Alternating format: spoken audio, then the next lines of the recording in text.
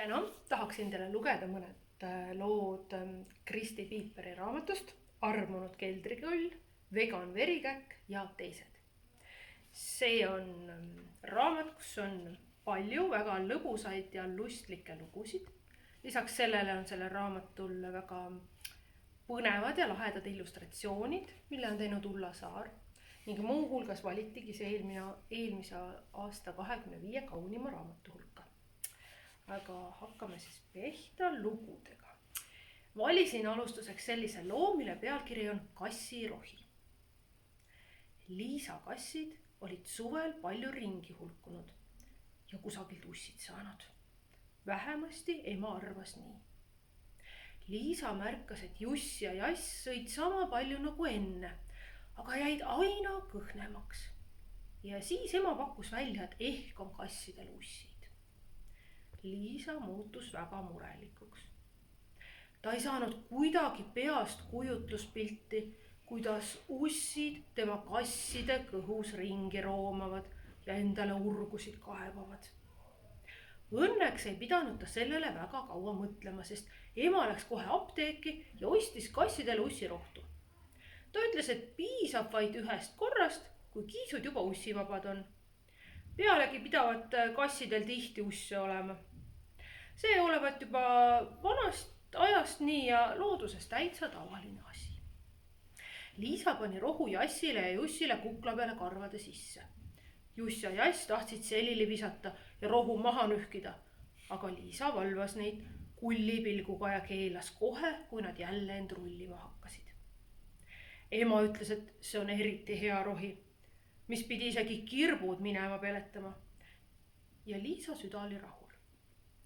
Mitte mingil juhul ei tahtnud ta, et tema kassidel oleks ussid või kirbud. Nädalad läksid mööda, aga kassid olid endiselt kõhnad ja veetsid ikka pikad päevad kodunt eemal. Siis otsustas Liisa Jassi ja Jussi jälitada ja vaadata, kus nad käivad ja miks nad nii saledaks on jäänud. Praegu oli ju palju viljast paksuks söönud hiiri liikvel. Kassid oleksid pidanud hoopis talveks rasva koguma. Hommikul, kui Liisa ukse lahti tegi, astusid Jass ja Juss ringutades õue. Liisa pani kähku jope selga, sest ilm oli sügiseselt tuuline. Jass ja Juss võtsid kiirelt suuna eemal asuva metsatuka poole nagu tavaliselt. Ja Liisa püsis neil tihedalt kannul. Mets oli paks, sammal kaetud värviliste lehtedega ja Liisa hüppas ettevaatlikult üle metaste. Korraga kadusid Jass ja Juss tal silmist. Liisa astus ettevaatlikult edasi, rajades läbi võsa ja puudele punutud ämblivõrkude endale teed. Äkitselt tardus ta ehmatusest paigale. Eemal maas lamas Nastik. Aga uss polnud üksi. Seal samas olid ka Jass ja Juss. Kassid lamasid kõrvuti ussi peal ja ei lasknud tal liigutada. Selgus, et hoopis ussil olid kassid. Uss märkas Liisat ja hakkas haledalt appi hüüdma. Liisa astus ettevaatlikult lähemale. Nastik nuuksus ja kurtis, et tema ei jaksa enam niimoodi elada. Tooks ometi keegi talle apteegist kassirohtu. Liisa ei lasknud seda endale 2 korda öelda. Ta tõstis Jassi ja Jussi ussi seljast maha ja kamandas koju. No selge, mõtles Liisa tagasiteel. Jass ja Juss olid iga päev läbi paksu metsa rännanud ja tundide viisi ussi peal lamanud. Nii jäidki ju kõik suvel end viljast paksuks söönud hiired püüdmata ja söömata ning Jass ja Juss aina kõhnevaks. Nii et nagu näha, mõnikord võivad asjad olla hoopiski vastupidi. Aga ma loeksin teile veel ühe jutu, mis sobib eriti hästi unejutuks. Kiri unematile.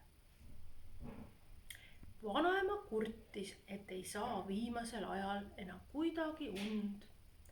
Peseb hambad, paneb öösärgi selga ja läheb voodisse. kõik täpselt nii nagu alati, ei mingeid suuri muutusi. Seejärel loeb mingit raamatut, vaatab veidi telekat või kuulab natuke raadiot. Aga ükski asi, mis varem une peale ajas, ei toiminud enam. Und lihtsalt ei tule, tee mis tahad, ohkas vanaema ja haigutas peale järjekordset magamata ööd. Joo uneteed, soovitas ema ja ostis vanaemale apteegist kummeliteed ja vanaema jõigi. Käi enne magama minekut värskes õhus jalutamas, soovitas isa. Ja vanaema läkski. Aga ikka ei miskit. Vanaema passis üleval nagu noor öökull. Liisal hakkas memmest kahju ja ta otsustas unematile kirja kirjutada. Aga kuidas unematile kirja jätta? Eks ikka sussi sisse nagu päkapikkudele, oli Liisa kindel. Kallis unemati, kuidas sul läheb? Mul on mure. Minu vanaema ei saa enam magada. Kas sa ei käi enam tema juures? Kui vähegi saaksid, siis võiksid tulla. Tal juba kõik kondid valutavad ja pea ka. Kallid Liisa.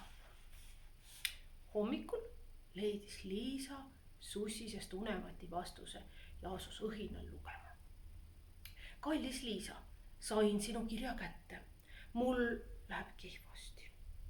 Asi on selles, et uneliiva hind on nii palju tõusnud, et meil ei jätku enam vana inimeste jaoks liiva. Nende peale kulub palju.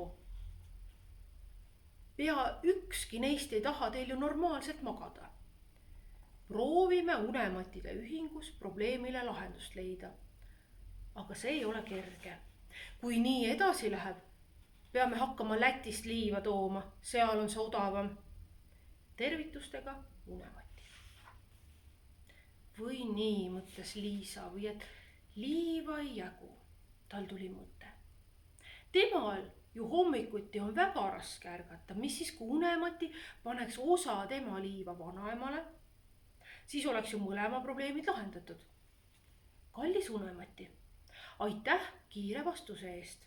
Ma siin mõtlesin, et seni, kuni te unematide ühingus seda asja arutate ja probleemile lahendust otsite, võiksite vabalt osa minu liivast vanaemale panna. Mul on koolipäeva hommikuti väga raske ärgata ja ega vanaema palju und vajagi. Ta ütleb, et vana inimesed tõusevad ikka kuke ja koiduga. Kallid Liisa. Kallis Liisa, see on sul väga hea mõte. Kuidas me küll ise selle peale ei tulnud? Paneme osa lasteliiva vanaemadele ja vanaisadele silma, vähemalt seni, kuni probleemile lahenduse leiame. Sa oled tubli tüdruk. Tervitustega unemati. Juba järgmisel hommikul ärkasid nii Liisa kui ka vanaema värskete ja puhanutena. Vanaema ei jõudnud ära imestada, et Liisa koolipäeva hommikul ilma mitmekordse äratamiseta voodist välja sai ja et ta ise üle pika aja õhtul normaalselt magama jäi. Küll see unemati on ikka tore mehike, kohe oskab neid asju õigesti korraldada, naeris vanaema. Kui sa vaid teaksid, muheles Liisa endamisi ja patsutas rahulolevalt unemati kirju üksitaskus. Nii, edasi lugege raamatust ise, häid lugemiselamusi.